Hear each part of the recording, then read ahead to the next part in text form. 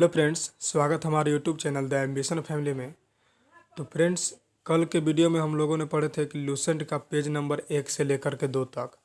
आज हम लोग पढ़ेंगे लूसेंट टारगेट के तहत पेज नंबर 3 से लेकर के 4 तक। पेज नंबर 3 से 4 तक के जितने भी इम्पोर्टेंट से क्वेश्चन बने हैं उस सभी को हम कवर करने का प्रयास किए हैं।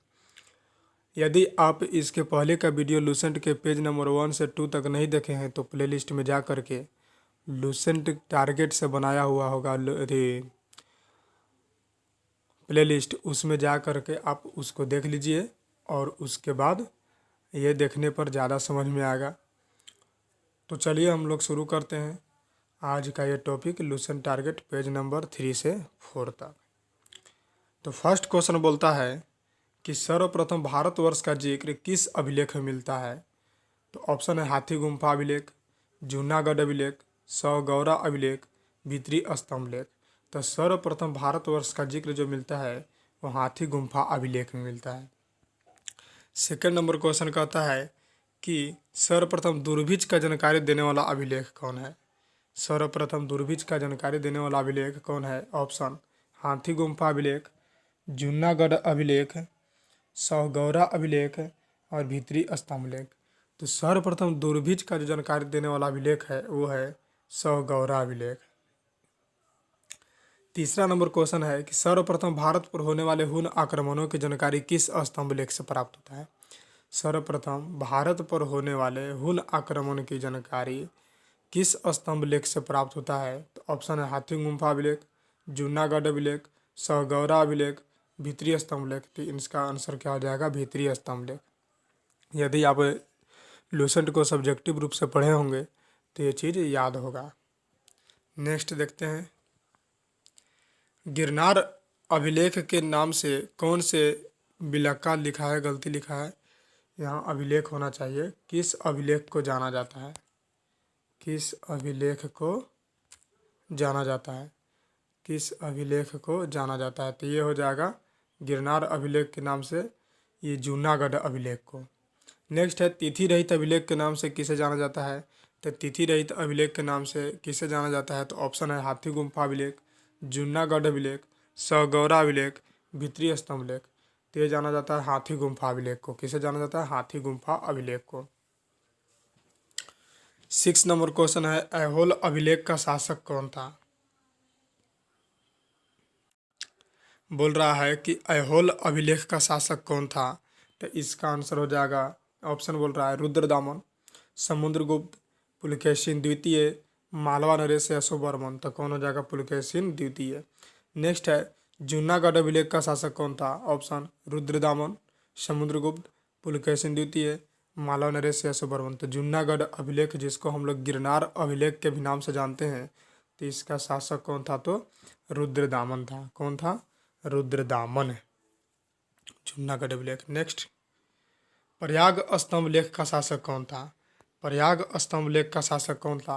ऑप्शन है रुद्रदामन, समुद्रगुप्त, पुलकेशिन द्वितीय, मालवा नरेश, यशोवर्मन। तो इसका सही आंसर क्या हो जाएगा, समुद्रगुप्त। प्रयाग स्तंभ लेख का शासक कौन था, समुद्रगुप्त। नेक्स्ट है मंदसौर अभिलेख का शासक कौन था। ऑप्शन रुद्रदामन, समुद्रगुप्त, पुलकेशिन द्वितीय और मालवा नरेश, यशोवर्मन। तब मंदसौर अभिलेख का शासक कौन था, मालवा नरेश, यशोवर्मन। इसको कैसे याद रखेंगे, म से मंदसौर अभिलेख और म से मालवा नरेश, यशोवर्मन। तो मंदसौर अभिलेख के कौन हो जाएगा, मालवा नरेश, यशोवर्मन। नेक्स्ट है अभिलेखों का अध्ययन क्या कहलाता है। अभिलेखों का अध्ययन क्या कहलाता है। ऑप्शन है सीपीग्राफी, एपीग्राफी, बीपीग्राफी या फिर इनमें से कोई नहीं। तो क्या हो जाएगा, एपीग्राफी। कौन हो जाएगा, एपीग्राफी। अभिलेखों का अध्ययन क्या कहलाता है, एपीग्राफी। 11 नंबर कहता है कि प्राचीनतम सिक्कों को क्या कहा जाता है। कसरपन, आहत सिक्का, दिनार, रुपया का। तो प्राचीनतम सिक्कों को हम लोग क्या बोलते हैं, तो आहत सिक्का कहा जाता है। क्या कहा जाता है, आहत सिक्का कहा जाता है। नेक्स्ट है कि जिस काल में मनुष्य ने घटनाओं को कोई लिखित विवरण उपलब्ध नहीं किया है। जिस काल में मनुष्य ने घटनाओं का कोई लिखित विवरण उपलब्ध नहीं किया है उसे क्या कहा जाता है। ऑप्शन प्रागैतिहासिक काल, आद्य ऐतिहासिक काल, ऐतिहासिक काल। तो इसे कहा जाता है क्या, प्रागैतिहासिक काल। देखिए थोड़ा सा हम लोग प्रागैतिहासिक क्या है, आद्य ऐतिहासिक क्या है, ऐतिहासिक क्या है, इसके बारे में थोड़ा सा जान लें। तो प्राग ऐतिहासिक काल का मतलब होता है कि वैसा काल जिसमें मनुष्य न तो लिखना जानते थे और न तो पढ़ना जानते थे, न तो लिखना जानते थे न तो पढ़ना जानते थे, उसे हम लोग प्राग ऐतिहासिक काल कहते हैं। आद्य ऐतिहासिक काल क्या है, तो वैसा काल जिसमें मनुष्य ने लिखना तो जान गया था लेकिन उसे पढ़ना नहीं जाना था। लिखना जान गया था, लिखना जान गया था पर पढ़ना नहीं जाना था, तो उसे हम लोग क्या कहते हैं, आद्य ऐतिहासिक काल। लेकिन ऐतिहासिक काल क्या है कि जिस काल में मनुष्य पढ़ना और लिखना दोनों जान गया उसे क्या कहा गया, ऐतिहासिक। या लिखित विवरण उपलब्ध है उसका, तो उसे क्या कहा गया, ऐतिहासिक काल कहा गया। तो इसका आंसर क्या हो जाएगा, कोई घटनाओं का लिखित विवरण उपलब्ध नहीं तो इसको प्रागैतिहासिक काल कहते हैं। 13 नंबर क्वेश्चन है कि जिस काल में मनुष्य ने घटनाओं का कोई लिखित विवरण उपलब्ध नहीं किया, वही क्वेश्चन है, रिपीट हो गया, प्रागैतिहासिक काल नहीं, नेक्स्ट है, ये अलग क्वेश्चन है। बोल रहा है कि जिस काल में मनुष्य ने घटनाओं का लिखित विवरण उपलब्ध किया, इसमें क्या था, कोई लिखित विवरण उपलब्ध नहीं किया, तो लिखित विवरण उपलब्ध किया उसे हम लोग क्या कह दिए, ऐतिहासिक काल कह दिए। 14 नंबर बोलता है कि पूर्व पाषाण युग के जो मानव थे मुख्य आधार क्या था, ऑप्शन पशुपालन, कृषि, जुआ या शिकार। तो पूर्व पाषाण युग के जो मानव था उसका मुख्य जो पेशा था, मुख्य जो आधार था वो क्या था, शिकार था। आग का आविष्कार किस काल में हुआ था, पूर्व पाषाण काल, मध्य पाषाण काल, आधुनिक पाषाण काल। तो इसका क्या हो जाएगा, पूर्व पाषाण काल में हो जाएगा। नेक्स्ट है, पहिए का आविष्कार किस काल में हुआ था, तो पहिए का जो आविष्कार हुआ है वो हुआ है आधुनिक पाषाण काल में। आधुनिक पाषाण काल, आधुनिक पाषाण काल कहीं कहीं नव पाषाण काल भी देता है, तो ये दोनों एक ही चीज़ होता है, इसलिए आधुनिक पाषाण काल हो जाएगा। 17 नंबर क्वेश्चन बोलता है कि मनुष्य ने सर्वप्रथम किस धातु का प्रयोग किया, ऑप्शन है तांबा, लोहा, चांदी, सोना। तो सबसे पहले किसका प्रयोग किया था, तांबा का, और इसके द्वारा बनाया जाने वाला जो औजार था उसका नाम था क्या, कुल्हाड़ी, उसका नाम कुल्हाड़ी था। और यह जो तांबा प्राप्त किया गया था उस स्थान का नाम था अतिरम पक्कम, क्या था, अतिरम पक्कम, ऐसा करके था। तो इसका आंसर क्या हो जाएगा, तांबा हो जाएगा। कृषि का प्रथम उदाहरण कहाँ से प्राप्त हुआ है, अब क्वेश्चन बोल रहा है कि कृषि का प्रथम उदाहरण कहाँ से प्राप्त हुआ है, तो ऑप्शन है कोल्डी हुआ, मेहरगढ़, बलूचिस्तान और अफगानिस्तान। तो इसका राइट आंसर हो जाएगा मेहरगढ़। मेहरगढ़ से कृषि का प्रथम उदाहरण मिला है। और यदि कोल्डहिवा का यदि देखा जाए, ये कोल्डीहुआ, तो यहाँ से चावल का प्रथम साक्ष्य मिला था। तो यहाँ से क्वेश्चन पर डिपेंड करेगा कि वो पूछ रहा है क्या। यदि पूछेगा कि कृषि का प्रथम उदाहरण कहाँ से प्राप्त हुआ है, तो वो हम टिक करेंगे मेहरगढ़ से। लेकिन यदि पूछे कि चावल का प्रथम साक्ष्य कहाँ से मिला है, तो वो मिला है कोल्डीहुआ से। 19 में बोलता है कि भारत में पूर्व प्रस्तर युग के अधिकांश औजार, पूर्व प्रस्तर युग के जो अधिकांश औजार था वो किस चीज़ का बना था, ऑप्शन है ईंट का, पत्थर का, संगमरमर का, मिट्टी का। तो इसका राइट आंसर हो जाएगा क्या, पत्थर का। उन लोग पत्थर का बनाते थे, उस पत्थर का नाम था स्फटिक पत्थर, स्फटिक पत्थर से बनाते थे औजार। नेक्स्ट, भारत का सबसे प्राचीन नगर कौन था, भारत का यदि सबसे प्राचीन नगर देखा जाए तो क्वेश्चन कह रहा है कि भारत का सबसे प्राचीन नगर कौन था। ऑप्शन है हड़प्पा, मोहनजोदड़ो, चन्हुदड़ो और लोथल। तो इसका राइट आंसर क्या हो जाएगा, मोहनजोदड़ो, जिसका अर्थ क्या होता है, मृतकों का टिल्ला, जिसका अर्थ होता है मृतकों का टिल्ला। नेक्स्ट देखिए आगे क्या, मोहनजोदड़ो का टिल्ला किस नाम से जाना जाता है, के नाम से कौन जाना जाता है, तो ये वहाँ जाना जाता है मोहनजोदड़ो। 22 नंबर क्वेश्चन है कि भारत में मनुष्य से संबंधित सबसे पहला प्रमाण किस नदी घाटी में मिला है। ये बहुत इंपॉर्टेंट है, VVI। भारत में मनुष्य से संबंधित सबसे पहला प्रमाण किस नदी घाटी में मिला है, तो पहला है गंगा नदी घाटी, दूसरा यमुना नदी घाटी, तीसरा नर्मदा नदी घाटी, चौथा चंबल नदी घाटी। तो इसका राइट आंसर क्या हो जाएगा, नर्मदा नदी घाटी। नेक्स्ट 23 नंबर क्वेश्चन बोलते क्या है, सिंधु घाटी के जो सर्वसामान्य तिथि होता है वो कब माना गया है। ऑप्शन 2400 ईसा पूर्व से 1800 ईसा पूर्व, 2400 ईसा पूर्व से 1800 ईसा पूर्व, 1800 ईसा पूर्व से 2400 ईसा पूर्व, 2400 ईसा पूर्व से 1700 ईसा पूर्व और 1700 ईसा पूर्व से 2400 ईसा पूर्व। तो इसका राइट आंसर क्या आ जाएगा? 2400 ईसा पूर्व से 1700 ईसा पूर्व। सिंधु घाटी सभ्यता की खोज किसने किया था? तो ऑप्शन है महर्षि कृष्णदेवपायन, वेद व्यास, आर्य लोक, मैक्स मुलर, दयाराम साहनी। तो कौन किया है? दयाराम साहनी। का पूर्ण नाम क्या था? तो राय बहादुर दयाराम साहनी ने।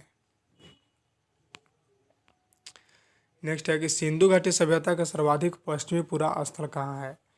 तो सिंधु घाटी सभ्यता का सर्वाधिक पश्चिमी पूरा स्थल ऑप्शन है सुतका गेंडोर, आलमगीरपुर, आलमगीरपुर हो गया, मांदा हो गया, दाइमाबाद हो गया। तो इसका राइट आंसर हो जाएगा सुतका गेंडोर। क्या हो जाएगा? सुतका गेंडोर हो जाएगा right answer, सुतका Dor. Next 26 number बोलता है कि स्वतंत्रता प्राप्ति के बाद हड़प्पा सभ्यता का सर्वाधिक जो स्थल है वह कहाँ खोजे गए? तो सर्वाधिक स्थल कहाँ खोजे गए? ऑप्शन महाराष्ट्र में, गुजरात में, राजस्थान में, मध्य प्रदेश में। तो ये खोजा गया था गुजरात में। नेक्स्ट है सिंधु सभ्यता का बंदरगाह कौन था? लोथल, सुतकोतदा, दोनों, हड़प्पा। तो लोथल और सुतकोतदा दोनों था। नेक्स्ट जूते हुए खेत और नक्काशीदार ईंटों के प्रयोग का साक्ष्य कहाँ से मिला है? जूते हुए खेत और नक्काशीदार ईंटों के प्रयोग का जो साक्ष्य है वह कहाँ से मिला है? ऑप्शन है लोथल से, कालीबंगा से, हड़प्पा से, मोहनजोदड़ो से। तो इसका राइट आंसर क्या आ जाएगा? कालीबंगा। कालीबंगा से जोता हुआ खेत और नक्शा के रूप में ढाला हुआ ईंटा मिला है। 29 नंबर सिंधु सभ्यता में तांबा धातु जो है किस देश से आयात किया जाता था? तो ये ऑप्शन है खेतड़ी, कर्नाटक, सौराष्ट्र, ईरान। तो कहाँ से प्राप्त किया जाता था? खेतड़ी से। कहाँ कहाँ? ये 3 जगह से था, खेतड़ी, बलूचिस्तान और ओमान से। नेक्स्ट है सिंधु सभ्यता में शीशा कहाँ से आयात किया जाता था? और यहाँ आ गया कि जो शीशा है कहाँ से? खेतड़ी, कर्नाटक, सौराष्ट्र, ईरान। तो कहाँ से किया जाता था? ईरान से किया जाता था। नेक्स्ट 31 नंबर क्वेश्चन देखते हैं। मालवा संस्कृति के बर्तन किस रंग के होते थे? जो मालवा संस्कृति था उसका जो बर्तन होता था वो किस रंग के होते थे? तो ऑप्शन है काला तथा लाल, दूसरा है धूसर, तीसरा है लाल, चौथा है इनमें से कोई नहीं। तो इसका राइट आंसर हो जाएगा काला तथा लाल। जो मालवा संस्कृति था उसका बर्तन जो होता था वो काला तथा लाल दोनों होता था। 32 नंबर बोलता है कि अग्निकुंड कहाँ से प्राप्त हुए हैं?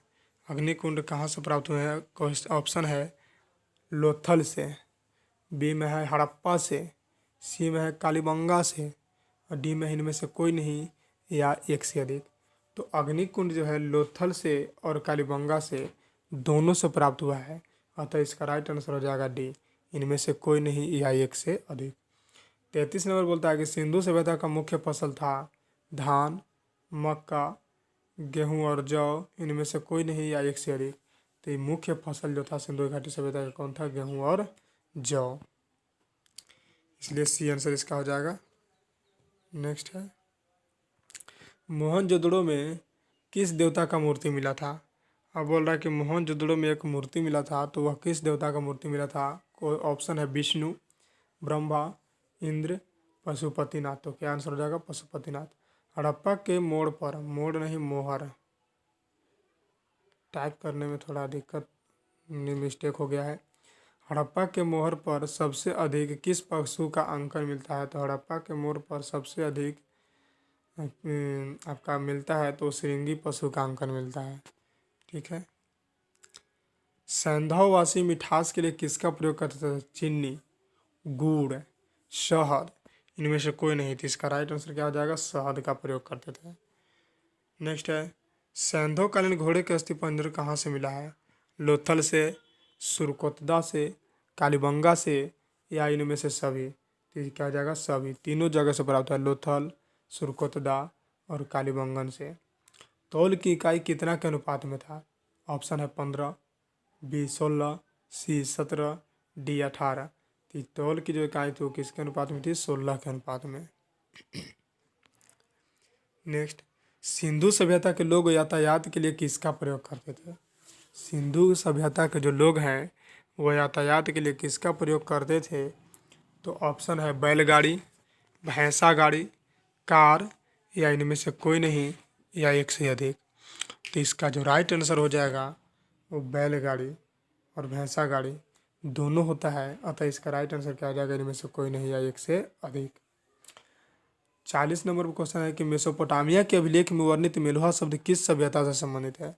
एक मेसोपोटामिया के अभिलेख है, उसमें एक वर्णित शब्द है मेलुहा। तो मेलुहा जो शब्द है उसका संबंध किस सभ्यता से है? तो ऑप्शन है वैदिक सभ्यता, सिंधु सभ्यता, ग्रामीण सभ्यता, इनमें से कोई नहीं या एक से अधिक। थी इसका राइट आंसर क्या हो जाएगा? तो सिंधु सभ्यता। क्या आंसर हो जाएगा? सिंधु सभ्यता। सिंधु सभ्यता कैसी सभ्यता थी? शहरी सभ्यता, ग्रामीण सभ्यता, दोनों, इनमें से कोई नहीं। इसका राइट आंसर हो जाएगा शहरी सभ्यता। हड़प्पा किस नदी किनारे स्थित है? तो हड़प्पा जो है किस नदी किनारे है? ऑप्शन क्या है?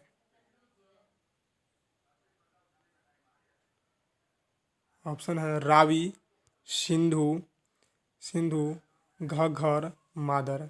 तो हड़प्पा जो स्थित है वह रावी नदी के किनारे स्थित है।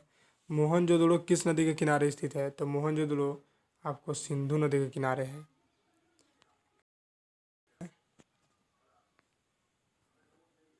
चौवालीस बोलता है कि इनमें से कौन सा जो है सिंधु घाटी सभ्यता के स्थल वो पाकिस्तान में स्थित है? तो ऑप्शन है हड़प्पा। ऑप्शन है हड़प्पा, बी में मोहनजोदड़ो, सी में चंदुदड़ो और डी में इनमें से सभी। तो इसका राइट आंसर हड़प्पा, मोहनजोदड़ो, चंदुदड़ो ये सभी होता है, इसलिए इनमें से सभी हो जाएगा। हड़प्पा और मोहनजोदड़ो को एक विस्तृत साम्राज्य की जुड़वां राजधानी किसने कहा था? रखाल दास बनर्जी, बी में है गोपाल मजूमदार, सी में है दायरम साहनी और डी में पिगट। तो किसने कहा था? पिगट ने। पिगट ने बोला था हड़प्पा और मोहनजोदड़ो को एक विस्तृत साम्राज्य की जुड़वां राजधानी। 46 नंबर बोलता है कि सिंधु घाटी के लोग किससे परिचित नहीं थे? तो सिंधु घाटी के लोग किससे परिचित नहीं थे? ऑप्शन है तांबा से, बी है लोहा से, सी में चांदी से, डी में सोना से। तो इसका राइट आंसर हो जाएगा लोहा से। संतो सभ्यता नहीं होता है, सिंधु सभ्यता होता है। तो बोलता है कि सिंधु सभ्यता के जो विनाश हुआ था, तो सिंधु सभ्यता के विनाश का सबसे बड़ा कारण क्या था? ऑप्शन भूकंप, बी में बाढ़, सी में आर्य का आक्रमण, डी में इनमें से कोई नहीं। तो क्या था? बाढ़ था। बाढ़ के कारण सिंधु घाटी सभ्यता जो है विलुप्त हो गई। 48 नंबर क्वेश्चन बोलता है कि आग में पकी हुई मिट्टी को क्या कहा जाता है? ऑप्शन है टेराकोटा, बी में फेराकोटा, सी में दोनों, इनमें से कोई नहीं। थी इसका राइट आंसर क्या हो जाएगा? टेराकोटा। 49 नंबर क्वेश्चन बोलता है कि आर्यों का मूल निवास स्थान कहाँ था? आर्यों का मूल निवास स्थान कहाँ था? तो एशिया में, यूरोप में, उत्तरी अमेरिका या फिर दक्षिणी अमेरिका। तो इसका राइट आंसर हो जाएगा एशिया में। एशिया में मध्य एशिया के पास, मध्य एशिया के पास इनका मूल निवास स्थान था। ये किसने बताया था? तो मैक्स मुल्लर। और 50 नंबर क्वेश्चन है और आज का लास्ट क्वेश्चन भी कि आर्यों की भाषा कैसी थी? तो ऑप्शन बोलता है हिंदी, संस्कृत, अर्धमगधी और पाली। तो इसका राइट आंसर हो जाएगा संस्कृत। आर्यों की भाषा जो थी वो संस्कृत थी। तो आज का मेरा लूसेंट टारगेट से संबंधित पेज नंबर 3 से 4 का जो टॉपिक था वो कंप्लीट हुआ।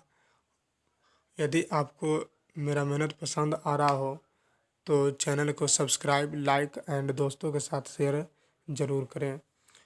और इसके पीछे का यदि वीडियो नहीं देखे हैं लूसेंट के पेज नंबर 1 से 2 तक का, तो में जाकर दे लें। फिर मिलते हैं नेक्स्ट वीडियो में, तब तक के लिए धन्यवाद।